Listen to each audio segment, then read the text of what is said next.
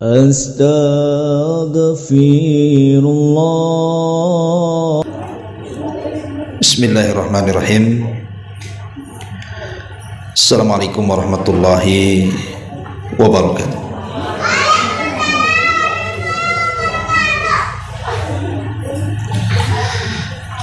Bihamdillahi wassalatu wassalamu ala rasulillah wa ala alihi wa sahbihi wa mawalah wa la hawla wa la quwata illa billahi wa ba'du. Alhamdulillah, segala puja dan puji hanya milik Allah subhanahu wa ta'ala. Salat dan juga salam kita hadiahkan kepada Rasul kita Nabi besar Muhammad sallallahu alaihi wa ala alihi wasallam. Alhamdulillah, di pagi menjelang siang ini kita kembali bisa duduk-duduk untuk berthalabul ilmi. Tak lupa demi keberkahan majelis di pagi hari ini kita bersalawat kepada Rasul kita Nabi besar Muhammad sallallahu alaihi wasallam. Allahumma salli ala Muhammad wa ala alihi wa sahbihi wa man sar ala nahjihi ila yaumiddin. Ibu-ibu yang dirahmati Allah subhanahu wa ta'ala, kita lanjutkan kajian kita masih membahas 10 kaidah di dalam membersihkan jiwa, dan kita masuk pada poin yang ketiga, menjadikan Al-Quran sumber dari tazkiyatun nufus. Ma'asyiral muslimat yang dimuliakan Allah subhanahu wa ta'ala, kita tahu bahwa Al-Quran adalah mukjizat terbesar yang Allah subhanahu wa ta'ala anugerahkan kepada Rasul dan kepada umat Islam. Bahkan Allah subhanahu wa ta'ala menjadikan orang-orang khusus dari kalangan manusia yang ada di bumi, dan mereka adalah ahlul Quran. Diriwayatkan dalam sebuah hadis dari Anas ibn Malik radhiyallahu anhu, Nabi sallallahu alaihi wasallam mengatakan, inna lillahi ahlina minan nas. Sesungguhnya Allah itu memiliki orang-orang khusus dari kalangan manusia. Kemudian Rasul ditanya, man hum ya Rasulullah? Siapa orang-orang khusus yang dekat dengan Allah subhanahu wa ta'ala itu?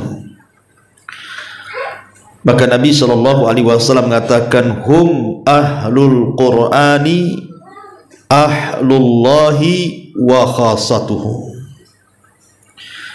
Mereka adalah ahlul Quran, dan ahlul Quran adalah ahlullah, orang-orang khusus Allah, dan mereka masuk pada keluarga Allah subhanahu wa ta'ala. Tentu tidak heran kalau orang yang suka membaca Al-Quran, apalagi gemar membaca Al-Quran, apalagi sampai menghafalkan Al-Quran, mereka adalah keluarga Allah, mereka adalah orang-orang khusus Allah subhanahu wa ta'ala. Karena orang-orang yang mencintai Al-Quran itu senantiasa diutamakan Allah, baik di dunia ataupun di akhirat. Apabila mereka berada di majelis-majelis, maka ahlul Quran akan menjadikan Quran di hati-hati mereka. Apabila mereka berada di masjid-masjid, maka ahlul Quran akan didahulukan di mihrab-mihrab. Sebagaimana Rasul mengatakan, ya ummul qaumu aqra'uhum li kitabillah. Yang berhak menjadi imam adalah orang yang pakar dengan Quran. Dan apabila dia di kuburan dan sudah meninggal dunia, maka mereka didahulukan dimasukkan ke liang lahat, sebagaimana Nabi SAW mengatakan, unzuru ayyuhum akhdan bil Quran. Lihat siapa yang banyak hafalannya dalam Quran, yang banyak mengamalkan Al-Quran, yang banyak membaca Al-Quran, lebih dahulukan masuk, kata Rasul, dibandingkan yang lainnya. Ini di dunia, bagaimana pula di akhirat? Maka Rasul SAW bersabda, yuqalu li sahibil Quran iqra wartaq warattil kama kunta turattil fid dunya fa inna manzilataka inda akhiri ayatin taqra'uha. Akan dikatakan kepada para pakar-pakar Quran, kepada orang yang senang membaca Quran, baca, tartilkan bacaan, naiklah, dan engkau akan mendapatkan tingkatan yang paling tinggi di sorga sesuai dengan ayat yang akhir yang kau baca di dunia. Jadi di dunia diangkat derajatnya, dan di sorga juga diangkat derajatnya. Makanya Umar radhiyallahu an pernah memuji Abdurrahman ibn Abza dan mengatakan, sadaqa Rasulullah sallallahu alaihi wasallam. Sungguh benar ucapan Nabi sallallahu alaihi wasallam, innallaha yarfa'u bihadzal kitab aqwaman. Sesungguhnya Allah Subhanahu wa taala mengangkat sebagian kaum dengan Al-Quran. Jadi Al-Quran itu mengangkat segalanya. Ketika Allah Subhanahu wa taala menurunkan Al-Quran lewat Jibril, maka tidak sembarang malaikat yang diutus untuk menyampaikan Al-Quran, tapi malaikat yang merupakan pemimpin para malaikat, Sayyidul Malaikah, pemimpinnya para malaikat, Jibril alaihi salam. Ketika Al-Quran diturunkan kepada manusia, tidak sembarang diturunkan kepada manusia, tapi diturunkan kepada Sayyidul Anbiya wal Mursalin, pemimpinnya para nabi dan rasul, Nabi kita Muhammad sallallahu alaihi wasallam. Ketika Al-Quran turun kepada Nabi sallallahu alaihi wasallam, tidak sembarang bulan diturunkan Quran, tapi di bulan yang sangat-sangat berkah, Ramadan, dan tidak sembarang malam, tapi diturunkan di malam yang lebih baik daripada 1000 bulan, malam Lailatul Qadar. Lihat ketinggian dan keutamaan Al-Quran. Kalau saja kemudian Al-Quran menjadikan Jibril pemimpin para malaikat, menjadikan Nabi SAW Sayyidul Anbiya wal Mursalin, menjadikan Ramadan merupakan bulan yang paling utama dari 12 bulan, menjadikan malam Lailatul Qadar pemimpin malam-malam dalam setahun, bahkan turun di kota Mekah, dan Mekah menjadi tempat yang paling suci karena disitulah turunnya Al-Quran. Bagaimana kalau Al-Quran itu masuk di dada-dada ibu? Bagaimana kalau Al-Quran itu masuk ke dada-dada kita, masuk ke hati sanubari kita, masuk ke kolbu kita? Maka Nabi SAW mengatakan, khairukum man ta'allamal Qur'ana wa 'allamahu. Maka sebaik-baik di antara kalian adalah orang yang belajar Al-Quran dan mengajarkan Al-Quran. Subhanallah. Ma'asyiral muslimat yang dimuliakan Allah Subhanahu wa ta'ala, wallahi saya berani bersumpah kepada Allah Subhanahu wa ta'ala, kalau Al-Quran itu dijadikan pegangan dalam hidup ibu dan keluarga ibu, maka akan mendatangkan keberkahan yang luar biasa. Dan ini mujarrab, artinya sesuatu yang sudah dipraktekkan, sesuatu yang sudah dibuktikan oleh para ulama. Bagaimana Al-Quran itu mempengaruhi segala sesuatu yang ada di sekitar kita. Dia bisa mempengaruhi pasangan kita, dia bisa mempengaruhi orang-orang di sekitar kita, bahkan bisa mempengaruhi kita sendiri, bahkan bisa mempengaruhi kepada rizki kita, kepada keberkahan kita, kepada kehidupan kita. Quran itu bisa merubah segalanya. Coba kalau seandainya Al-Quran diterapkan, setiap hari ibu baca Quran 1 lembar, kemudian suami juga membaca Al-Quran, kemudian anak-anak juga membaca Al-Quran, kemudian ajak tetangga-tetangga kita untuk membaca Quran, Bu. Ibu akan lihat bagaimana pengaruh Al-Quran itu luar biasa dalam kehidupan kita, baik dalam kemudahan rizki, baik dalam kemudahan urusan, baik dalam kemudahan masalah, baik dalam menyelesaikan segala konflik dan begitu seterusnya. Ya, karena Quran itu adalah petunjuk dari Allah Subhanahu wa ta'ala. Maka jangan sampai satu hari ibu tidak baca Quran, karena pengaruhnya luar biasa. Nanti saya akan sebutkan bagaimana Al-Quran itu mempengaruhi segalanya. Ma'asyiral muslimat yang dimuliakan Allah Subhanahu wa ta'ala, di dalam Al-Quranul Karim Allah Subhanahu wa ta'ala berfirman, tepatnya dalam surah Al-Hasyr ayat 21. Allah mengatakan, "Lau anzalna hadzal Qur'ana 'ala jabalin la ra'aitahu khashi'an mutasaddian min khasyatillah wa tilkal amsalu nadribuha lin-nasi la'allahum yatafakkarun."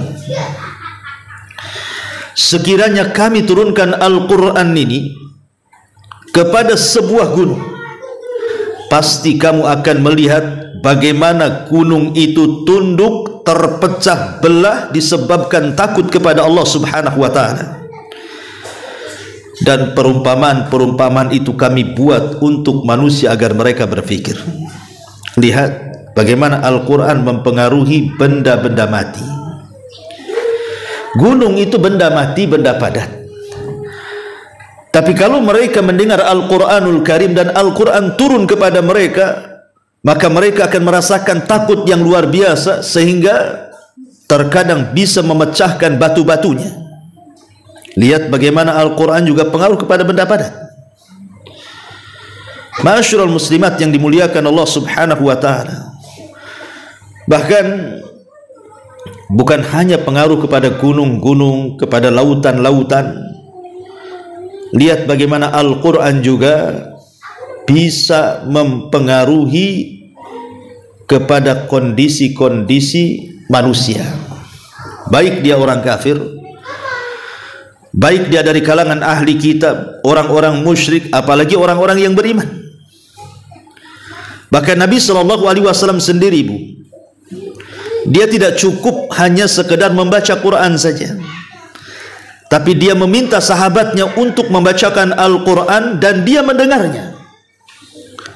Dalam sebuah hadis, Nabi SAW pernah datang kepada Abdullah ibn Mas'ud radhiyallahu anhu yang kunyahnya Ibnu Ummi Abdin. Apa kata Rasul? Rasul SAW mengatakan, "Iqra' alayya al-Quran." Bacakan kepadaku Al-Quran. Bacakan kepadaku Al-Quran. Tolong anak-anak, Bu, ya, ini konsentrasinya jadi buyar, ya. Ditenangkan dulu. Taib. Jadi Abdullah bin Mas'ud radhiyallahu an didatangkan oleh Nabi SAW, kemudian disuruh membaca Quran. Apa kata Nabi SAW? "Iqra' alayya al-Quran." Bacalah untukku Al-Quran. Subhanallah, Quran turun kepada Nabi, tapi Nabi minta dibacakan Quran. Artinya terkadang pengaruh Al-Quran itu kalau kita baca kurang berpengaruh, tapi kalau kita mendengar terkadang pengaruhnya juga kuat. Betapa banyak kalau kita mendengar Quran, Bu, mungkin suaranya bagus, suara indah, tajwidnya bagus, tahsinnya luar biasa, terkadang kita bisa melelehkan air mata, kan, Bu, apabila mendengar orang yang membaca Quran itu indah suaranya. Lah Nabi SAW meminta kepada Abdullah bin Mas'ud untuk dibacakan Quran, dan Rasul mendengarnya. Sampai Abdullah bin Mas'ud heran dan mengatakan, "Ya Rasulullah, aqra'u 'alaika al-Qur'an wal Qur'anu unzila ilaika?" Rasul, haruskah aku membaca Quran untukmu sementara Quran turun kepadamu? Maka Rasul mengatakan, "Sudah, baca saja." Akhirnya Abdullah bin Mas'ud membaca surah An-Nisa.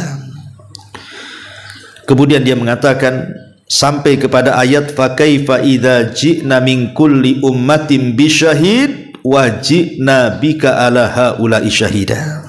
Kata Rasul, cukup. Karena ayat ini menyinggung Rasul. Fa kaifa idza ji'na min kulli ummatin bisyahid. Bagaimana kalau seandainya kami datang pada tiap-tiap umat ini saksi, wajibna bika ala haula'i syahida, dan engkau yang akan jadi saksi bagi mereka. Kata Rasul, cukup wahai Ibnu Mas'ud. Kata Abdullah bin Mas'ud, aku melihat Rasul mulai berlinang air mata dan membasahi janggutnya. Lihat, Nabi SAW terenyuh dengan membaca Al-Quran, terpengaruh hatinya. Ma'asyiral muslimat yang dimuliakan Allah Azza wa Jalla, okelah itu Nabi. Hatta orang-orang kafir sekalipun. Dijelaskan dari Abdullah ibn Amr ibn As radhiyallahu an. Abdullah ibn Amr ibn As radhiyallahu an. Ketika Nabi SAW membaca surah Ibrahim, Rabbi innahunna adlalna katsiran minan nas, faman tabi'ani fa innahu minni. Ya Rabb, sesungguhnya mereka berhala-berhala itu sudah menyesatkan kebanyakan manusia, maka barang siapa yang mengikuti aku maka dia termasuk golonganku. Tiba-tiba kemudian Nabi SAW mengangkat kedua tangannya dan mengatakan, Allahumma ummati ummati. Ya Allah, umatku dan umatku. Kemudian Rasul membacakan, in tu'adzibhum fa innahum ibaduk wa in taghfir lahum fa innaka antal azizul hakim. Kalau engkau mengadab mereka ya Rabb, mereka hamba-hambamu. Jika engkau mengampuni mereka, maka engkau adalah zat yang maha kuat lagi maha bijaksana. Akhirnya Nabi SAW menangis sejadi-jadinya. Kemudian Allah Subhanahu wa ta'ala ketika itu memerintahkan Jibril dan mengatakan, ya Jibril, idhab ila Muhammad, pergi kau kepada Muhammad. Dan Allah maha tahu kondisi Rasul. Kata Allah, fasalhu ma yubki, tanya kepada dia apa yang membuat engkau menangis. Maka Jibril alaihi salatu wassalam datang dan mengatakan kepada Nabi SAW, ma sya'nuka tabki ya Muhammad, apa masalahmu, kenapa kau menangis? Maka Rasul SAW mengatakan begini dan begitu. Maka kemudian Jibril mengatakan, aku menyampaikan pesan dari Allah, inna sanurdika fi ummatika, kami akan redha kepadamu wahai Muhammad tentang umatmu, wala nasu'uka, dan tidak akan berbuat jahat kepadamu. Jadi Nabi SAW luar biasa ketika merenungkan ayat. Makanya wajar ayat ini juga berpengaruh kepada siapa? Orang-orang kafir.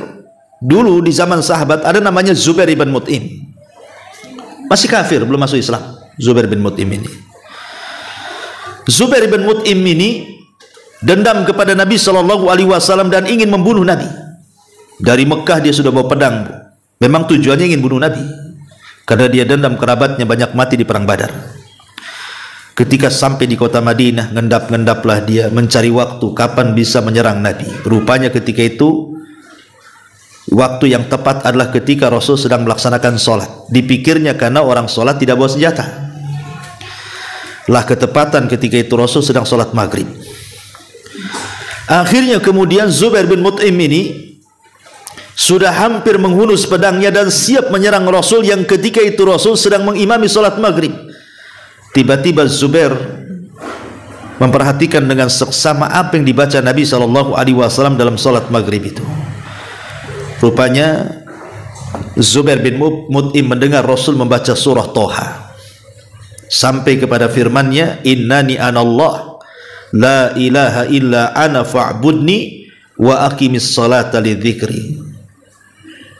Kemudian juga fa aslama, dijelaskan tiba-tiba ketika mendengar ayat ini dan ayat Toha yang lainnya, am khuliqu min ghairi syai'in am humul khaliqun am khalaqas samawati wal arda la yuqinun, bicara tentang kebatilan berhala-berhalanya.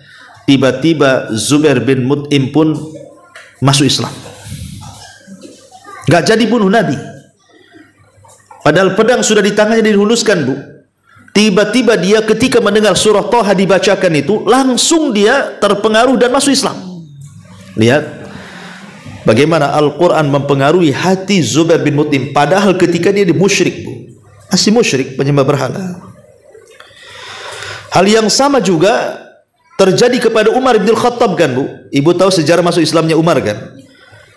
Bagaimana ketika dia hendak membunuh Nabi SAW di perjalanan, tiba-tiba dicegat kawannya dan mengatakan, hendak pergi kau kemana wahai Faruk, wahai Umar? Kata Umar, hendak membunuh Muhammad, katanya. Kata temannya, maukah ku habarkan sesuatu yang lebih hebat dibandingkan kau datang kepada Muhammad dan membunuhnya? Apa kata Umar? Adikmu Fatimah masuk Islam, katanya. Akhirnya kemudian Umar pun mencari Fatimah. Rupanya di Fatimah ada di rumahnya, sedang belajar Al-Quran kepada Khabbab ibn Arat bersama suaminya Sa'id ibn Zaid itu.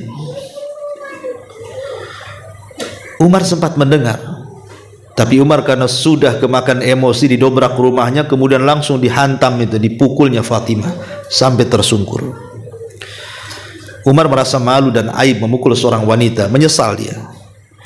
Akhirnya kemudian dia melihat ada lembaran di tangannya, catatan-catatan Quran. Kata Umar, apa ini? Kata Fatimah, ini Al-Quran, dan kau tidak boleh memegangnya sebelum kau mandi, katanya. Akhirnya Umar mandi, padahal masih musyrik tuh. Setelah mandi kemudian diberikanlah lembaran itu. Kemudian Umar sempat membacanya, dalam tulisan itu ada surah Thaha. Subhanallah. Tiba-tiba Umar pun kemudian melembut dan dia ingin masuk Islam. Ketika itu di balik tembok Khabbab bin Arat yang sembunyi keluar dan mengatakan, ya Umar, aku pernah mendengar Nabi SAW bersabda, Allahumma izzal islama bi umaraini. Ya Allah, muliakan Islam dengan dua Umar, salah satunya engkau. Maka Umar sejak itulah dia berazam masuk Islam dan akhirnya masuk Islam. Dan dia orang yang ke-40 masuk Islam di rumah Arqam bidaril Arqam. Lihat bagaimana Umar berubah total ketika mendengar Quran, Bu. Padahal dia masih kafir. Ya. Masyarul muslimat yang dimuliakan Allah Subhanahu wa taala, bahkan yang paling memusuhi Nabi, yang menghabiskan hartanya untuk memusuhi Nabi, Al-Walid ibn Mughirah. Al-Walid ibn Mughirah yang turun surah Al-Mudaththir kepadanya. Satu hari dia mendengar Abu Bakar membaca Quran dan dia takjub. Akhirnya Al-Walid mengatakan, kau belajar dari mana kata-kata itu? Kata Abu Bakar, dari Nabi. Kalau engkau mau, aku hadapkan kau kepada Nabi. Akhirnya Al-Walid ibn Mughirah pun datang kepada Rasul. Kemudian Rasul membaca Quran. Setelah itu kemudian dia pulang. Ketika pulang, orang-orang Quraisy kafir ini heran. Bagaimana mungkin Al-Walid sebelum pulang kok wajahnya berbeda ketika dia pulang? Ada apa? Jangan-jangan sudah terpengaruh dengan Muhammad. Apa kata Al-Walid ibn Mughirah? Wahai Quraisy, aku loh orang yang paling paham tentang syair. Aku yang paling paham tentang syair-syair Arab, bahkan syair-syair jin pun aku tahu, katanya. Tapi Quran itu beda.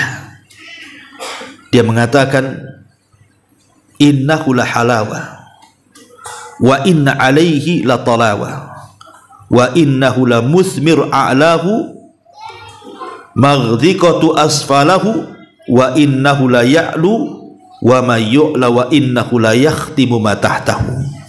Apa kata Al-Walid ini?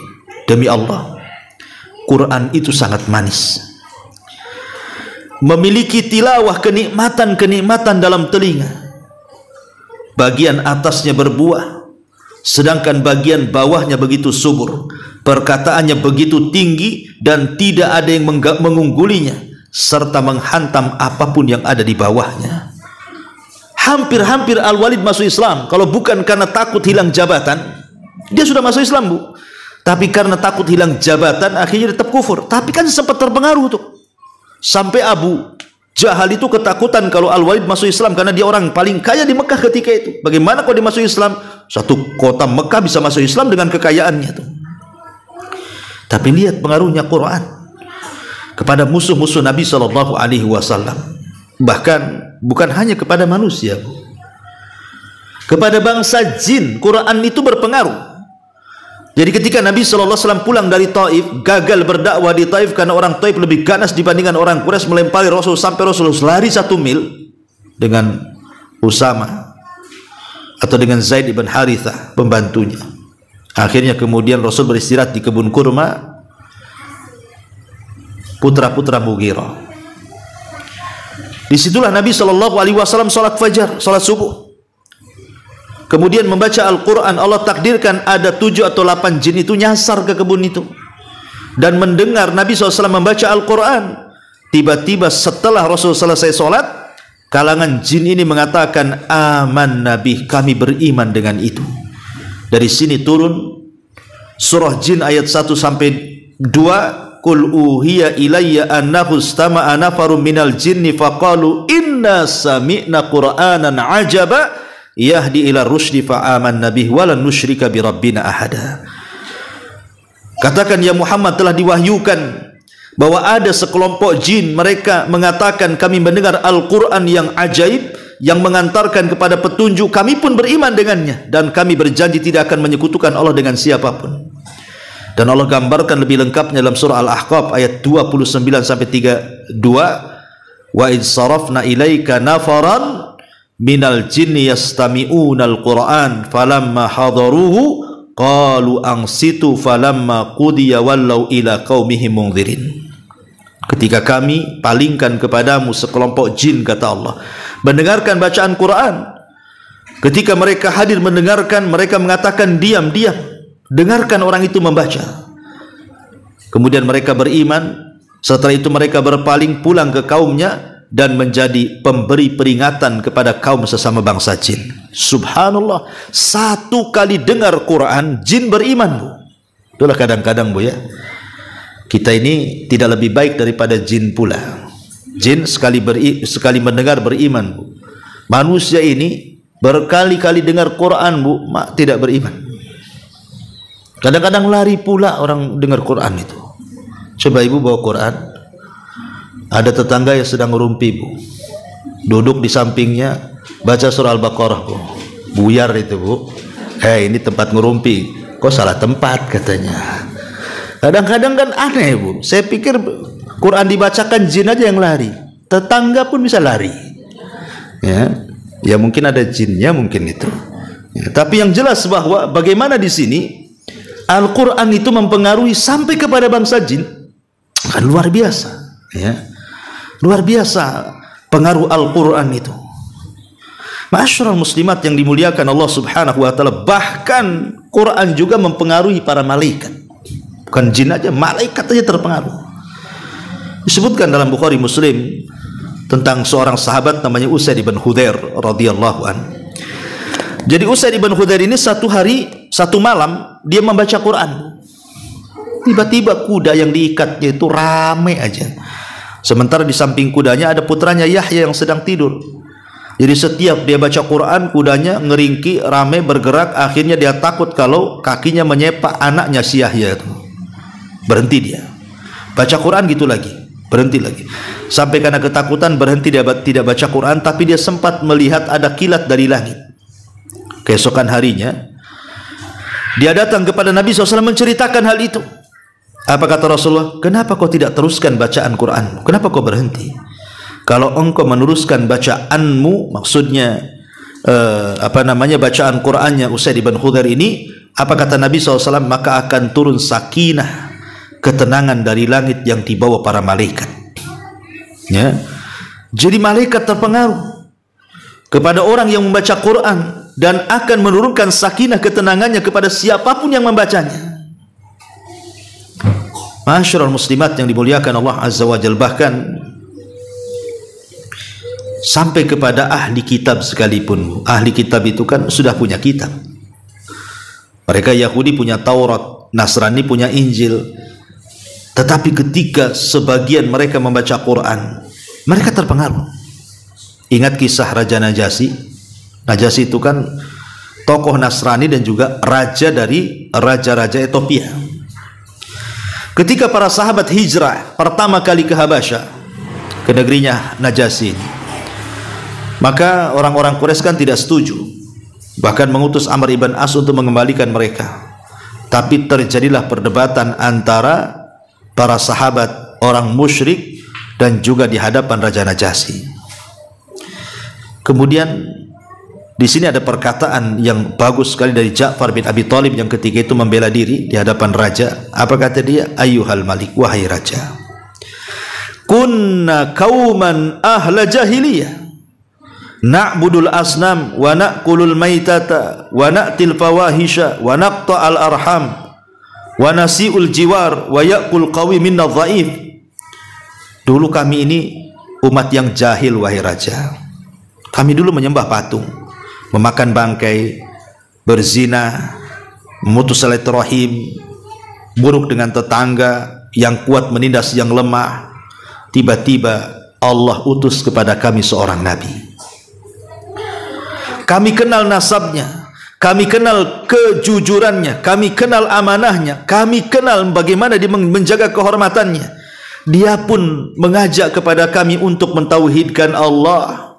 Dia pun mengajak kami untuk berkata dengan kata-kata yang jujur. Disuruhnya kita amanah, disuruhnya kita silaturahim, disuruhnya kita berbuat baik kepada tetangga, disuruhnya kita untuk tidak melakukan yang haram, melakukan zina, mengucapkan kalimat kotor, memakan harta anak yatim, menuduh manusia baik, wanita baik-baik, berzina, memerintahkan kami beribadah, sholat, zakat, puasa, terus disebutkan sampai akhirnya Amr ibn As ini mempengaruhi Najasyi dan mengatakan, ya memang seperti itu, tapi kata Amr ibn As kepada Najasyi itu, dia mengatakan tentang ibunda kalian dan Isa bin Maryam begini dan begitu.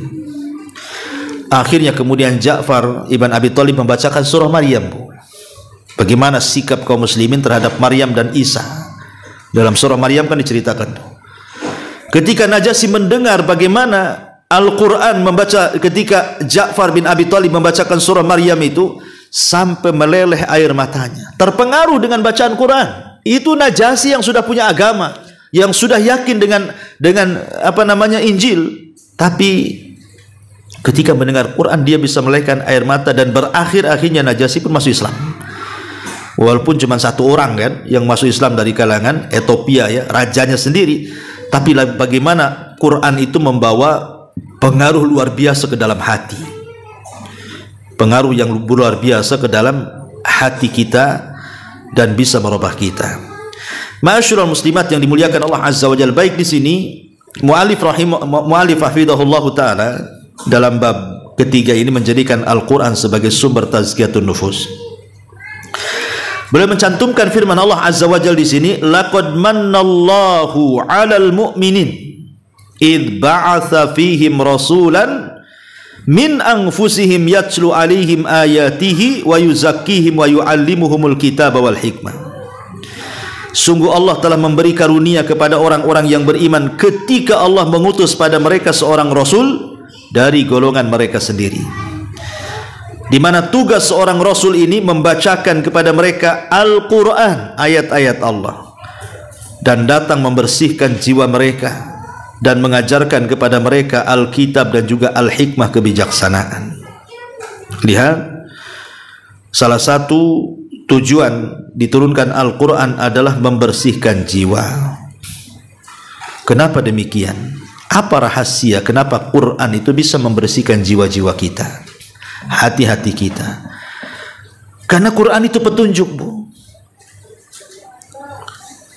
Begini, Bu, ya, di dalam jasad saya, di dalam jasad ibu ada hati. Hati ini sangat kecil, tapi memiliki pengaruh yang luar biasa kepada badan dan lingkungan. Padahal dia kecil hati itu, hanya sekepal saja hati itu kan, tapi pengaruhnya luar biasa. Di mana hati kita ini bisa baik dan bisa jahat. Kalau dia baik, terpengaruh seluruh anggota badannya. Kalau dia jahat, terpengaruh juga seluruh anggota badannya. Kata Nabi SAW, idza saluhat saluhal jasadu kulluh wa idza fasadat fasadal jasadu kulluh. Kalau hati ini baik, maka baik semuanya. Kalau hati jahat, jahat semuanya. Itulah hati. Hati itu seperti itu. Lah kalau hati seperti ini, pengaruhnya luar biasa hati ini ya. Orang bisa baik dan orang bisa jahat. Kalau hati yang bisa menentukan arah kemana badan ini harus bergerak, kepada kebaikankah ataukah kepada kejahatankah, kemudian dipenuhi dengan hidayah, dipenuhi dengan Al-Quran yang merupakan hidayah, yang di dalamnya ada wejangan-wejangan, ada perintah-perintah, ada larangan-larangan, ada kebaikan-kebaikan, saya kira hati itu pasti akan dipenuhi dengan kebaikan. Dan kalau hati dipenuhi dengan kebaikan, anggota badan itu hanya mengikuti saja. Apa kata hati? Kata hati, hei mata, Quran melarang kau memandang yang haram, pandang yang halal. Maka mata akan memandang yang halal. Hei telinga, Quran melarang kau mendengar gibah, kau mendengar hal-hal yang dosa. Dengarkan ke yang bagus, dengarkan Quran, dengarkan dzikir, dengarkan nasihat. Maka telinga akan menurut. Kata hati, hei lisan, jangan kau suka gibah ya. Quran menyuruh tidak boleh gibah, karena bergibah itu sama dengan memakan bangkai saudaranya. Ayuhibbu ahadukum an ya'kula lahma akhihi faitan fakarihtumu. Maka lisan pasti akan berhenti, Bu. Kalau kata hati diam, uskut la tatakallam, diam, jangan bicara ya, pasti akan diam. Hei kaki, jangan melangkah ke yang haram, pasti tidak akan melangkah. Hei tangan, kau jangan berak. Begitulah Al-Quran akan merubah segalanya, Bu. Makanya kenapa Al-Quran itu bisa membersihkan jiwa, karena memang Al-Quran itu sendiri petunjuk, mengarahkan kita kepada yang baik. Bukan hanya sekedar itu, dia adalah obat. Wa nunazzilu minal Qur'an ma huwa syifa. Sebagaimana Allah mengatakan, dan kami turunkan Al-Quran itu menjadi obat. Dan di sini Allah katakan, ya ayyuhan nas qad ja'akum mau'idhatun mir rabbikum wa shifaa'un lima fis sudur wa hudan wa rahmatun lil mu'minin. Hei manusia, sesungguhnya telah datang kepadamu pelajaran dari Tuhanmu, dan Quran itu sebagai penyembuh bagi penyakit-penyakit hatimu, penyakit-penyakit di dadamu, dan dia petunjuk serta rahmat bagi orang-orang yang beriman. Lihat, hati kita, Bu, terlampau banyak penyakit kan, Bu. Apalagi di zaman sekarang yang namanya syubhat dan syahwat itu seolah-olah sudah bermain-main di hati kita, Bu. Hari ini hati kita ini nggak ada yang selamat, Bu. Karena hati kita ini hari ini dipenuhi dengan urusan-urusan dunia kan, Bu. Kepengen ini, kepengen itu. Nah, itulah hati kita sekarang. Benci ini, benci itu, hasad kepada si ini, hasad kepada si itu, dengki kepada si ini, dengki kepada si itu, tidak terima, macam-macam lah ya. Hati di zaman sekarang ini hampir tidak selamat daripada syubhat dan syahwat. Dan yang bisa mengobati dari dua penyakit ini hanyalah Al-Quran. Quranlah yang akan menyembuhkan penyakit syahwat dan syubhat. Ma'asyiral muslimat yang dimuliakan Allah Subhanahu wa taala, tentu kalau hanya Al-Quran itu kita baca, Bu, tentu tidak ada pengaruhnya sedikit. Kalau ibu baca Quran, ambil Quran, kemudian hanya sekedar baca, Bu, terkadang Quran itu tidak berpengaruh. Ya baca-baca gitu saja kan. Ibu nggak merasa bergetar hatinya, menangis karena membacanya, memikirkan dosa. Kenapa, Bu? Kok kalau kita baca Quran hari ini kok kayaknya itu pengaruhnya kurang? Ya. Pertama, Bu, karena kita ini ketika membaca Quran boleh jadi tidak menghadirkan hati. Tidak menghadirkan hati. Karena Al-Quran itu akan berpengaruh ke dalam hati kita yang membacanya kalau hati kita dihadirkan. Dan itu Allah katakan dalam surah Qaf ayat 37 kan, inna fi dzalika la dzikra liman kana lahu qalbun aw alqas sam'a wa huwa syahid. Dan Al-Quran itu adalah peringatan untuk siapa? Untuk yang punya hati. Jadi kalau hatinya lalai, malas-malas baca Quran, ya nggak ada pengaruhnya lah kan itu. Apalagi baca Quran sambil sekali-kali baca handphone. Nah, apa itu, Bu? Kok jigjag gitu baca Qurannya? Baca satu ayat, balas WA. Baca lagi satu ayat, balas WA. Ini main-main namanya. Ya, kalau baca Quran matikan tuh handphone itu. Fokus, memang betul-betul saya baca Quran. Hadirkan hati. Ya. Yang kedua, Bu, usahakan kalau baca Quran jangan geremeng-geremeng bahasa saya itu. Ya, dikeraskan. Kan ibu dalam rumah nggak dengar kecuali ibu saja kan. Dalam kamar, ya dikeraskan, Bu, karena biasanya mengeraskan membaca Quran itu ada pengaruh tersendiri. Dibandingkan ibu hanya bisik-bisik, itu kurang. Ya. Kemudian juga ibu merasakan ketika baca Quran itu seolah-olah ibu sedang mengkhitab Allah. Seolah-olah ibu sedang berhadapan dengan Allah Subhanahu wa taala dengan setiap ayat. Bu, kalau kita mengajak bicara dengan Allah, maka lakukan salat. Tapi kalau kita merasa diajak bicara Allah, itulah baca Quran. Bedanya salat dengan Quran di situ. Kalau salat ibu ngajak dialog dengan Allah. Karena setiap ibu membaca surah Al-Fatihah, alhamdulillahirabbil alamin, Allah katakan apa? Hamidani abdi, hambaku sedang memujiku. Apabila kita membaca Ar-Rahman Ar-Rahim, Allah jawab apa? Athna alayya abdi, hambaku sedang mengagungkan aku.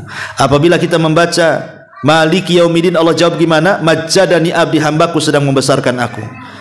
Kalau kita hendak berdialog dengan Allah, lakukan salat. Tapi kalau kita hendak diajak dialog oleh Allah Subhanahu wa taala, baca Quran. Hadirkan dalam hati bahwa kita sedang diajak dialog oleh Allah Subhanahu wa taala. Sehingga enggak main-main. Ibu saja kalau seandainya datang ke wali kota, gubernur, ditata rapi bahasanya. Ya kan, takut salah, takut tersinggung. Masalah nih, masa sama wali kota ditata rapi, kok kepada Allah kok asal-asalan, nih gimana ceritanya? Ya, tentu akan lebih lagi kan, kita lebih sopan lagi dengan Allah Subhanahu wa taala. Termasuk juga kalau ingin terasa ketika baca Quran itu, cobalah mentadaburi ayat-ayat itu. Alhamdulillah, Bu, sekarang kan sudah dimudahkan tuh terjemahan Quran, ya. Sekali-kali ibu mungkin sudah menghatamkan beberapa kali hatam Quran itu, bacalah terjemahannya supaya ibu minimalnya tahu isinya. Ya. Syukur-syukur ibu membeli tafsir terjemahan, ibu juga baca tafsirnya supaya makin lagi paham, oh begini si Quran itu rupanya. Sehingga makin lagi pengaruhnya luar biasa kepada kita. Nah, kemudian coba juga baca-baca kisah-kisah dalam Quran. Kisah-kisah Quran kan banyak tuh, Bu. Kisah-kisah orang dulu, kisah para nabi. Karena terkadang kisah itu mempengaruhi juga tuh. Ya. Kemudian juga kata para ulama, ada istilah fahmul hudud khairun min fahmil huruf. Bahwa memahami batasan-batasan, hukum-hukum, larangan-larangan, wejangan-wejangan dalam Al-Quran itu jauh lebih baik dibandingkan hanya sekedar memperhatikan bacaannya, tajwidnya, tahsinnya, dan begitu seterusnya. Dua-duanya baik, tetapi kalau lebih baik lagi ibu renungkan isinya. Baru Quran itu akan mempengaruhi kita. Dan akan lebih mempengaruhi lagi, Bu, kalau dibaca di sepertiga malam akhir. Ketika manusia sudah tidur, ibu tahajud, ambil Quran, baca, itu pengaruhnya luar biasa, Bu. Karena Allah yang mengatakan inna nasyi'atal laili hiya ashaddu wat'aw wa aqwamu qila. Jadi bacaan Quran di malam hari itu lebih berasa kepada jiwa, itu Allah yang mengatakan. Sehingga pengaruhnya luar biasa gitu ya. Kalau digunakan untuk qiyamul lail atau dibaca ketika di sepertiga malam. Karena Allah mengatakan wat'an wa aqwamu qila, itu lebih berasa kepada jiwa kita, lebih berasa kepada hati kita. Ma'asyiral muslimat yang dimuliakan Allah Subhanahu wa taala. Tapi ya gitulah, kadang-kadang karena kita ini hidup di dunia banyak masalah, sedih, banyak persoalan, muskilah, kesulitan di mana-mana, ya kan? Kemudian bukannya mendekat Al-Qur'an, makin jauh dari Al-Qur'an. Ya, kemudian juga gelap hati kita ini karena banyaknya maksiat dan begitu seterusnya. Kadang-kadang itu pula yang menjadikan Al-Quran itu tidak berpengaruh kepada kita. Ma'asyiral muslimat yang dimuliakan Allah Subhanahu wa taala, padahal kalau kita melihat pahalanya saja kan, cukuplah dua yang kita pahami. Sebenarnya banyak. Satu, orang yang suka baca Quran itu, Bu, Quran akan jadi syafaat ibu. Nanti pada hari kiamat Quran akan membela kita di hadapan Allah. Siapa yang banyak membaca Quran di dunia, maka akan banyak pembelaannya di akhirat di hadapan Allah. Karena di zaman nanti di akhirat nggak ada lawyer, Bu, nggak ada pengacara, ya. Di akhirat itu yang bisa menolong amalan kita, dan salah satunya adalah Quran yang paling berpengaruh menjadi penolong kita pada hari kiamat. Yang kedua, setiap satu huruf itu 10 kebaikan.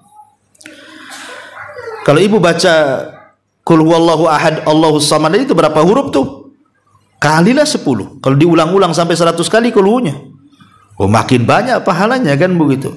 Makanya orang yang menghafal Quran itu paling banyak pahalanya, Bu. Ibu ini sudah tua. Sudah tua kan, Bu? Ya. Adalah yang tua, yang muda sedikitnya. Jadi umpamanya seandainya ibu ini ingin menghafal, oh sekarang wadua sudah hafal lam yakunil, kan itu agak panjang kan, Bu, ya.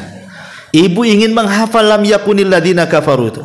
Lam yakunil ladina kafaru, lam yakunil ladina kafaru. Ulang-ulang sampai 1000 kali nggak hafal-hafal. Ya. Nggak apa-apa, Bu, nggak hafal-hafal nggak ada masalah. Ya. Walaupun sebenarnya ada masalah, kenapa tak hafal-hafal, kan itu.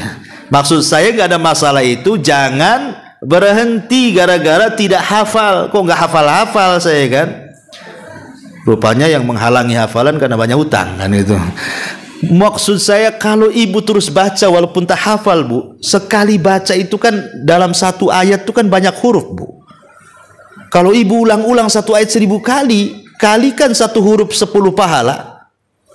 Makanya nggak apa-apa nggak hafal-hafal pun, tapi kalau diulang-ulang tuh nggak terasa pahala kita banyak, kan? Karena target kita baca Quran kan cari pahala, bukan target hanya sekedar menghafal saja. Lebih daripada itu cari pahala. Jadi itu harus paham, pahala Quran itu luar biasa. Dan baca Quran kan nggak bayar, nggak harus sedekah kan pakai harta, haji harus ke Mekah, puasa harus lapar-lapar. Quran bisa habis makan minum baca Quran. Ya, jadi itu amalan yang mudah tapi pahalanya luar biasa, luar biasa. Ya, Ma'asyiral muslimat yang dimuliakan Allah Subhanahu wa taala. Disebutkan oleh para ulama bahwa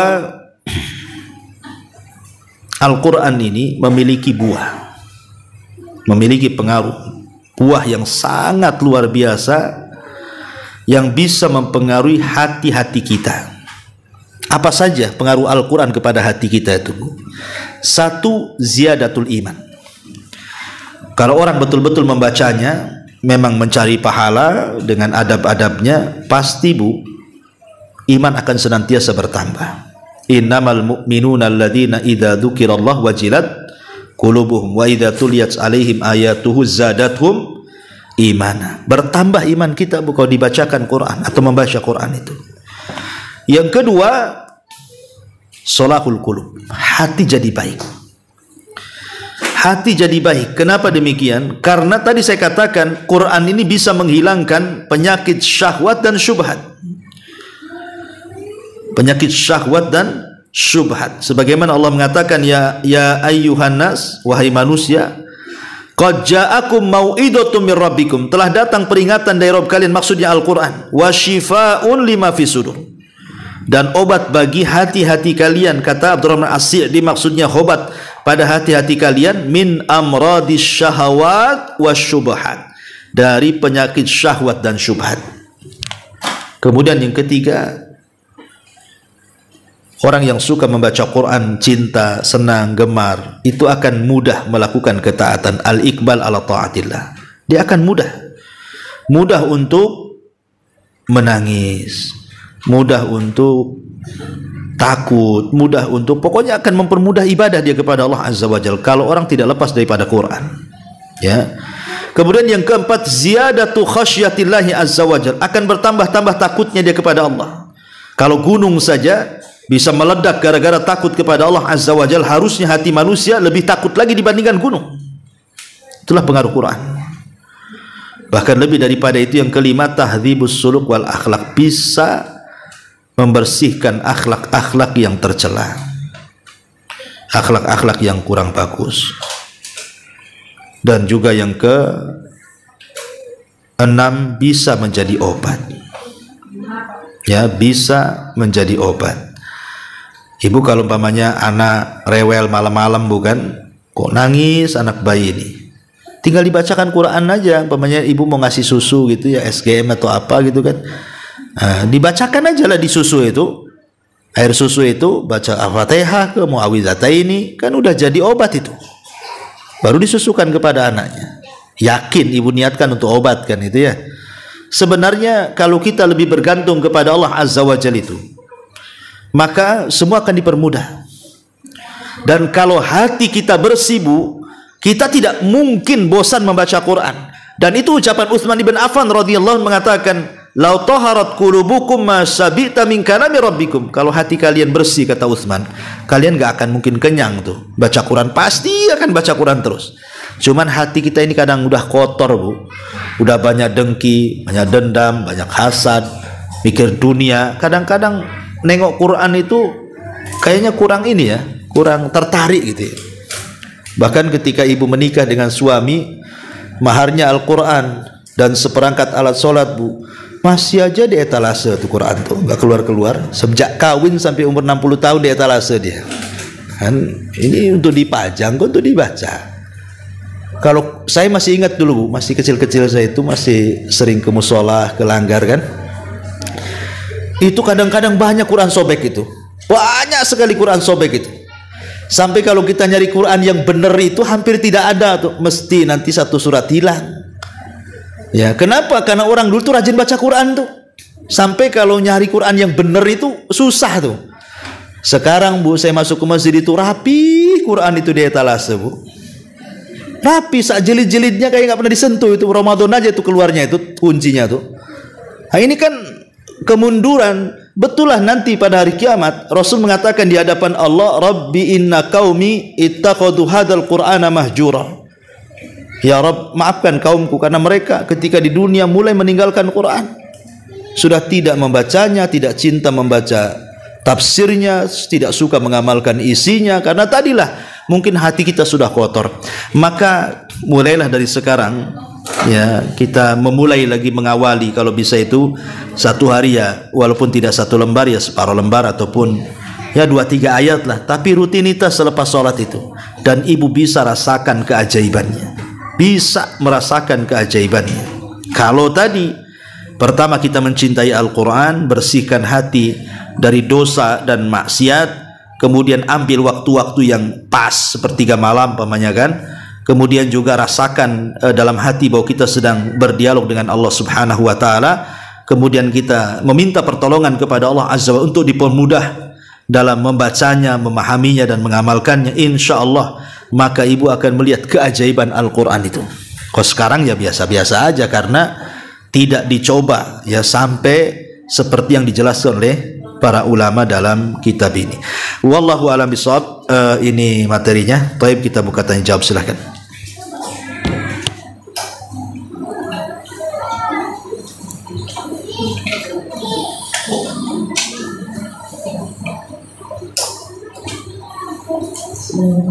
Assalamualaikum warahmatullahi wabarakatuh. Waalaikumsalam warahmatullahi wabarakatuh. Ustaz mau bertanya tentang Al-Quran yang mengatakan satu huruf dengan 10 kebaikan. Maksud 10 kebaikan itu 10 pahala atau gimana Ustaz? Mohon penjelasannya Ustaz. Iya, alhamdulillah. Nabi mengatakan, "Man qara'a harfan min kitabillah falahul hasanatu wal hasanatu bi asyri amsalihha." La aqulu alif lam mim harfun walakin alifun harfun lamun harfun mimun harfun. Kata Nabi SAW, yang siapa yang membaca satu huruf itu sama dengan satu kebaikan yang dilipat gandakan menjadi 10 kali lipat kebaikan. Aku tidak katakan alif lam mim satu huruf, kata Nabi, tapi alif satu huruf, lam satu huruf, mim satu huruf, kata Nabi. Yang dimaksud di sini ya kebaikan, ya maksudnya pahala. Ya, kebaikan pahala. Ataupun bisa diartikan kebaikan-kebaikan yang lainnya. Ya, kebaikan dalam kehidupan kita. Boleh jadi kalau kita membaca Quran, kebaikan kita akan bertambah 10 kali lipat, baik kesehatannya, baik rizkinya, baik berkahnya, ataupun mungkin kalau kita baca di rumah mungkin lebih diperbaiki lagi 10 kali lipat yang biasanya lebih berkah lagi, lebih sakinah, mawaddah dan rahmah lagi kan. Karena umum ini, ya, kalimat hasanah kebaikan ini bisa diartikan pahala atau kebaikan yang lebih daripada itu. Yang jelas kita yakin dan kita niatkan lillah karena Allah. Yang kedua ingin mendapatkan pahala dan kebaikan. Insya Allah Al-Quran itu berkah. Tidak ada perkara yang bisa memperbaiki hati melebihi Quran. Begitu kata para ulama. Wallahu a'lam.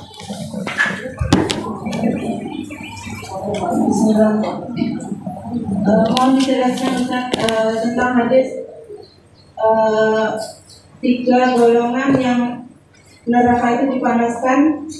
Pertama kali golongan ini yang dimasukkan duluan, diantaranya adalah orang yang membaca Al-Quran untuk dikatakan sebagai qori. Mohon penjelasannya Ustaz. Terus bagaimana caranya agar ketika membaca Al-Quran itu ikhlas, dijauhkan dari sifat riya. Wah, iya, hadis itu hadis yang masyhur dan sahih. Kata Nabi SAW, "Thalathun man tusyu'ira yaumal qiyamah." 3 kelompok yang pertama kali sentuh oleh api neraka. Nah, salah satunya adalah ahlul Quran, kata Rasul. Mereka adalah para pakar-pakar Quran. Nanti pada hari kiamat, pakar-pakar Quran ini akan didatangkan di hadapan Allah, kemudian akan ditampakkan di dunia bagaimana dia membaca Quran, mendakwahkan Quran, dan dia mengetahui. Dan dia mengatakan, betul itu aku ya Rabb. Kata Allah, untuk apa kau lakukan? Dia mengatakan, aku melakukan karenamu. Apa kata Allah? Kadzabta dustakam. Kadzabta dustakam. Engkau melakukan itu supaya manusia menganggap engkau ini qari. Engkau ini qari, kau ini seorang pakar Quran, kau bukan karena Allah Subhanahu wa taala. Jadi maksudnya di sini adalah orang yang beribadah karena riya, orang yang baca Quran karena riya. Itu yang dimaksud di sini. Ya. Makanya kemudian tujuan kita menghafal Quran, tujuan kita belajar Quran itu ya untuk diamalkan. Bukan untuk riaan supaya manusia menganggap kita seorang qori, dan itu yang banyak di masyarakat, Bu. Qori ini, qori itu, kan begitu. Supaya manusia memandang saya ini pembaca Quran, qori Al-Quran. Makanya kalau hanya sekedar perlombaan dan umpamanya anak kita ikut lomba, ya kita semangati supaya dia makin cinta dengan Quran, kan. Tapi kalau maksudnya perlombaan itu supaya dikenal anaknya qori, jangan, Bu. Ya. Karena itu sudah niatnya syuhrah, popularitas, itu sudah riya, mengandung riya di situ. Maka kalau bisa lillahi ta'ala. Dan kalau bisa, Bu, anak-anak ibu itu kalau punya anak, kalau udah tua ya cucu-cucunya lah, kan itu.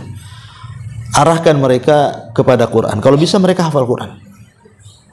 Karena nanti pada hari kiamat, anak-anak penghafal Quran itu akan membahagiakan orang tuanya dan akan meletakkan piala di kepalanya. Dan tiba-tiba orang tuanya mendapatkan tingkatan tinggi di sorga yang ia tidak tahu, rupanya anak yang mengangkat derajatnya.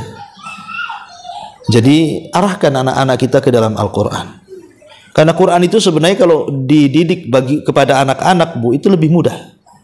Mungkin kalau ibu yang sudah tua gini, jangankan cerita 30 juz, kan, Bu. Juz 30 saja setengah mati ngapalnya, kan, Bu.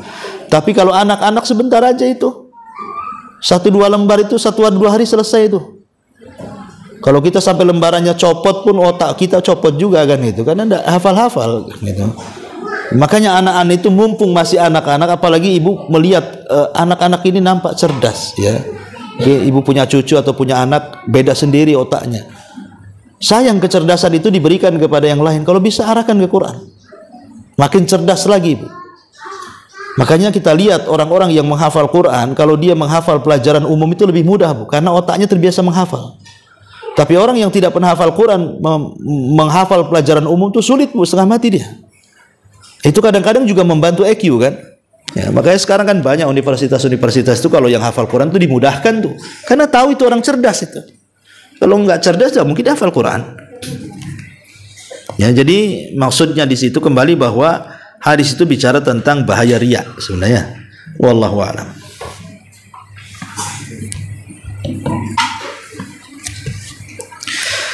Taib, saya kira cukup ya sampai di sini. Mudah-mudahan ada manfaatnya. Subhanaka wa bihamdika asyhadu an la ilaha illa anta astaghfiruka wa atubu ilaik. Allahu ta'ala